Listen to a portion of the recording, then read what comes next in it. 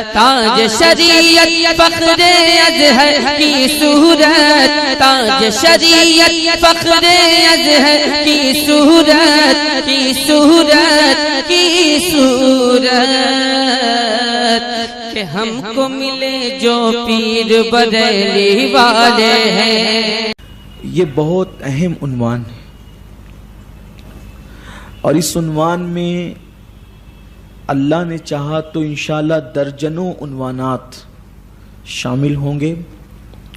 اور اب تک ایک جو تصور ہے لوگوں کا کہ قیامت کی نشانیوں میں صرف عورتیں عریاں ہوگی، عورتوں کی کثرت ہوگی، سورج جو ہے وہ مغرب کی طرف سے نکلے گا، جو چند باتیں آپ اکثر سنتے رہتے ہیں، اس کے علاوہ احادیث میں جو چھوٹی بڑی اکثر نشانیاں ہیں، اللہ نے چاہا تو اب ہم اس پر سلسلہ وار گفتگو کریں گے۔ سب سے پہلی بات تو یہ ہے کہ جب اللہ نے دنیا کو بنایا ہے تو پھر ایک ذہن میں کبھی کبھی سوال پیدا ہوتا ہے انسان کے کہ جب اس نے دنیا بنائی تو پھر وہ ختم کیوں کرے گا؟ کیونکہ قیامت کہتے ہیں دنیا کے خاتمے کو، دنیا کے اینڈ کو۔ تو جب دنیا کو وہ ختم کرے گا تو پھر بنایا کیوں تھا؟ اور بنایا تو پھر ختم کیوں کرے گا؟ تو پہلی بات تو یہ ہے کہ وہ ایسا کیوں کرے گا، اس کے ہر کام میں حکمت ہے۔ حکمت سمجھ میں آئے یا نہ آئے، اس کے ہر کام میں حکمت ہے، اور ایک نہیں کروڑوں حکمتیں ہیں، اور ہمارا چھوٹا سا دماغ اس کو محسوس نہیں کر سکتا۔ دوسری چیز، اللہ تبارک و تعالی نے دنیا بنا کر پھر قیامت اور پھر جنت اور جہنم ایسا کیوں کیا؟ تو بات یہ ہے کہ جو لوگ بہت سیٹھ گھرانے میں پیدا ہوتے ہیں، بہت کروڑ پتی لوگ جو ہوتے ہیں، ان کو بریانی کی اہمیت نہیں پتہ ہوتی، ان کو اچھے کھانوں کی اہمیت نہیں پتہ ہوتی، ان کو اچھے لباس کی اہمیت نہیں پتہ ہوتی۔ کیوں؟ اس لیے کہ جس کو پیدائشی طور پر قیمتی لباس ملا ہو، اور پیدا ہوتے ہی جس کو نرم گدا ملا ہو، پیدا ہوتے ہی جس کو اچھی سے اچھی غذائیں ملی ہو، پیدا ہوتے ہی جس کو اونچی سے اونچی کاریں اور سواریاں ملی ہو، اس کو اس کی اہمیت کا اندازہ نہیں ہوتا، تو وہ بگڑ جاتا ہے، وہ اس پہ شکر نہیں کرتا۔ لیکن ایک وہ شخص جس نے غربت میں دن کاٹے، جس کے پاس سائیکل بھی نہیں تھی، جس کے پاس پہننے کو چپل بھی نہیں تھی، اب جب اللہ اس کو دولت دیتا ہے، وہ پھر بائک پہ گھومتا ہے، سواریوں میں گھومتا ہے، تو پھر اس کو بہت شکر ہوتا ہے کہ میرا پہلا وقت کیا تھا اور آج مجھے اللہ نے کیا دیا ہے، تو اس کے اندر شکر کا جذبہ پیدا ہوتا ہے۔ تو اللہ نے دنیا بنانے کی ایک حکمت یہ بھی ہے کہ بندے دنیا کا کھا لے، دنیا میں پی لے، دنیا میں سو لے، دنیا کے بستر پہ لیٹ لے، دنیا کے مکانات میں رہ لے، اور اس کے بعد پھر آخرت میں جنت کی نعمتیں جب ملے گی تب اس کو پتا چلے گا کہ میں تو دنیا ہی کی نعمتوں کو سب کچھ سمجھتا تھا، لیکن آخرت کی نعمت تو دنیا سے کروڑوں درجہ زیادہ ہے، اس کو احساس ہوگا۔ پھر Bazari network Punjab new next تقریر منقبت سننے کے لیے ہمارے یوٹیوب چینل کو کوئی سبسکرائب بدبخت کریں۔ اعتراض کرتا کہ اس کو تو جنت مل گئی، مجھے تو نہیں ملی، تو اللہ نے دنیا میں چھانٹنے کے لیے کہ کون جنتی، اچھے کام کرنے والا، ان الابرار لفی نعیم وان الفجار لفی جحیم، نیکوں کے لیے جنت ہے اور گنہگاروں کے لیے جہنم ہے، تو اللہ تبارک فاجروں کے لیے جہنم ہے۔ تو اللہ تبارک و تعالیٰ نے فیصلے کے لیے، چھانٹنے کے لیے دنیا بنائی ہے، اور پھر دنیا کو اللہ سمیٹ دے گا، دنیا ختم ہو جائے گی۔ اب آگے انشاءاللہ آپ سنیں گے کہ دنیا کب ختم ہوگی۔ ایک اندازہ ہے، لیکن اس پر مکمل یقین نہیں رکھنا چاہیے، لیکن ایک اندازہ ہے کہ سن 1900 ہجری میں، سن 1900 ہجری میں، ابھی کیا چل رہا ہے 1439، اور 1900 ہجری میں انشاءاللہ امام مہدی کی آمد ہوگی۔ یہ یعنی تقریباً آج سے کم و بیش 400 سال، کم و بیش 400 ساڑھے 400 سال کے بعد حضرت سیدنا ہے نا کتنا 500 کتنا 500 سال ابھی 1339 چل رہا ہے، جی سوری 1439 چل رہا ہے، یعنی 15ویں صدی چل رہی ہے، تو ابھی تقریباً 60 سال اس کے لے لیں تو کتنے ہو جائیں گے؟ 1500، اور پھر ادھر 1900، تو کتنے سال؟ 400 سال، یعنی تقریباً ابھی 450 سال کا عرصہ باقی ہے کم و بیش امام مہدی کے ظہور کے لیے۔ اب یہ گفتگو آگے انشاءاللہ دلائل کے ساتھ آئے گی، لیکن حتمی طور پر نہیں میں حتمی طور پہ نہیں کہہ رہا ہوں، ایک اندازہ ہے۔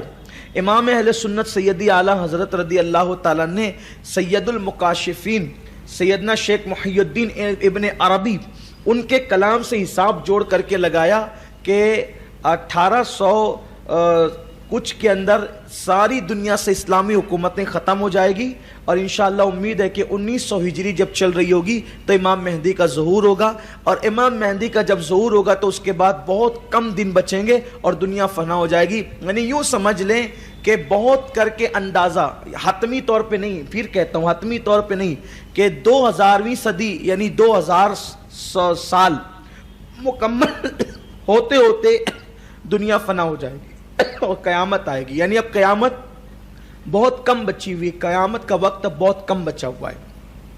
تو قیامت کی نشانیاں ہیں، اور قیامت کی نشانیاں آج سے نہیں بلکہ 1450 سال سے کم و بیش نشانیاں ظاہر ہی ہوتی جا رہی ہے قیامت۔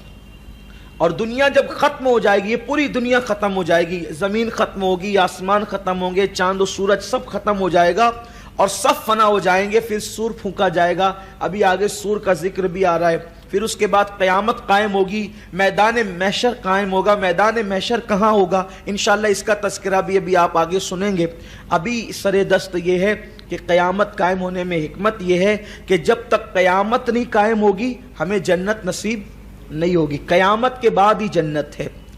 اللہ تبارک و تعالیٰ نے قرآن مقدس کے اندر ارشاد فرمایا کہ ہم نے قیامت کا علم کسی کو عطا نہیں کیا۔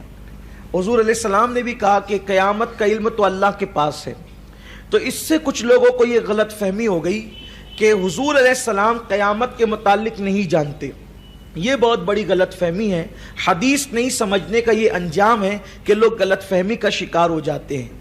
اللہ کے رسول صلی اللہ علیہ وآلہ وسلم بہت ساری باتیں کسی حکمت کے تحت کافروں پر اور نااہلوں پر ظاہر نہیں فرماتے، لیکن اللہ کے حبیب صلی اللہ علیہ وآلہ وسلم نے صحابہ کرام کے سامنے قیامت کے حوالے سے تذکرہ فرمایا۔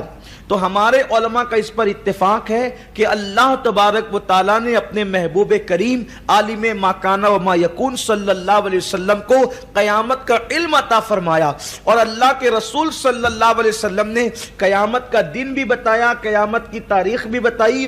اور آپ بتائیں کہ جب سید المکاشفین حضرت امام محی الدین ابن عربی جب قیامت کے حوالے سے سن ظاہر فرما رہے ہیں لیکن کہتے ہیں کہ حتمی نہ سمجھا جائے، تو جب وہ اندازہ لگا سکتے ہیں تو حضور علیہ الصلوۃ والتسلیم تو اس سے ان سے زیادہ جانتے۔ بے شک حضور علیہ السلام کے علم کی خیرات ملی صحابہ کو، صحابہ کے علم کی خیرات ملی ائمہ کو، ان کے علم کی خیرات ملی اولیاء کو۔ تو جب وہ اتنا جانتے ہیں تو پھر آقا کریم صلی اللہ علیہ وسلم کتنا جانتے ہوں گے۔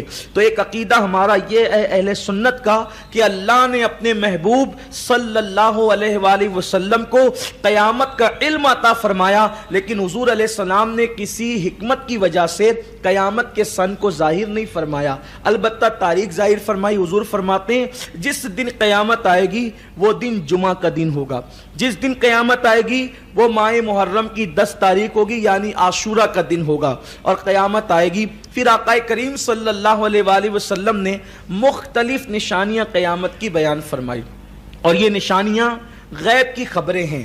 آقا کریم صلی اللہ علیہ وسلم کے پاس جبریل امین آئے، وہ حدیث جبریل، حضور نے فرمایا کہ قیامت کب آئے گی؟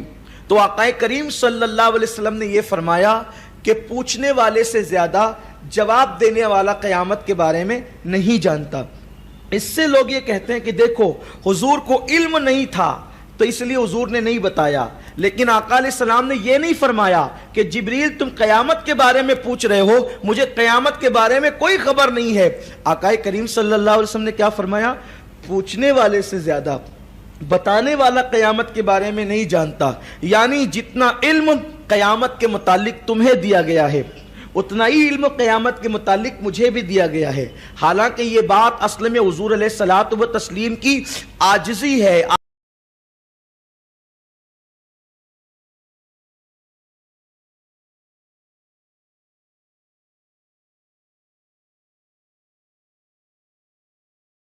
عاجزی کا اظہار کرنا ہے، انکساری حضور صلی اللہ علیہ وآلہ وسلم کی، ورنہ کہاں جبریل کا علم اور کہاں مصطفیٰ جان رحمت کا علم. ہزاروں جبرائیل الجھے ہوئے ہیں اس گرد منزل میں، نہ جانے کس بلندی پر ہے کاشانہ محمد کا. تو آقا کریم صلی اللہ علیہ وسلم سے جبریل امین نے پوچھا کہ یا رسول اللہ پھر آپ ایک کام کریں کہ قیامت کی نشانیاں ہی بتا دیں. تو آقا کریم صلی اللہ علیہ وسلم نے قیامت کی نشانیاں بتائی. اب جب تک کہ قیامت کی یہ نشانیاں پوری نہیں ہو جاتی اس وقت تک قیامت نہیں آئے گی. قیامت کی نشانیوں میں کچھ چھوٹی نشانیاں ہیں اور قیامت کی نشانیوں میں کچھ بڑی نشانیاں ہیں اور اس سے اور بڑی نشانیاں ہیں. تو بہت ساری نشانیاں پوری ہو چکی ہے اور بہت ساری پوری ہو رہی ہے اور بہت ساری پوری ہونے والی ہے. ان میں سے کچھ مذہبی نشانیاں ہیں، اس میں سے کچھ سماجی نشانیاں ہیں، اس میں سے کچھ سیاسی نشانیاں ہیں. تو آقا کریم صلی اللہ علیہ وسلم نے ساری نشانیاں بیان فرمائی. حضرت سیدنا حذیفہ الیمان رضی اللہ تبارک و تعالیٰ فرماتے ہیں کہ حضور علیہ السلام ایک دن منبر پر کھڑے ہوئے اور آقا کریم صلی اللہ علیہ وسلم نے قیامت تک کے ہر فتنے کے لیے آقا کریم نے جو وہ واضح فرما دیا، حتیٰ کہ حضور علیہ السلام نے منبر پہ کھڑے کھڑے یہ بھی بتا دیا کہ کون جنت میں جائے گا اور کون جہنم میں جائے گا. ارشاد فرماتے ہیں حضور نے جن فتنوں کا ذکر ہمارے سامنے فرمایا تھا، اللہ کے حبیب صلی اللہ علیہ وسلم نے جب وہ فتنہ ہماری نگاہوں کے سامنے ظاہر ہوتا ہے تو ہم اس کو ایسے ہی پہچان لیتے ہیں جیسے کسی ملنے والا انسان بہت دن تک وہ نہیں ملتا اور اچانک ملتا ہے تو ہم اس کو پہچان لیتے ہیں. ایسے ہی ہم فتنوں کو پہچانتے ہیں. تو آقا کریم صلی اللہ علیہ وسلم نے قیامت کی نشانیاں بیان فرمائی. آئیے اب اس کو ہم آغاز کرتے ہیں قیامت کی نشانیوں کا. Bazari network Punjab new next تقریر منقبت سننے کے لیے ہمارے یوٹیوب چینل کو سبسکرائب کریں.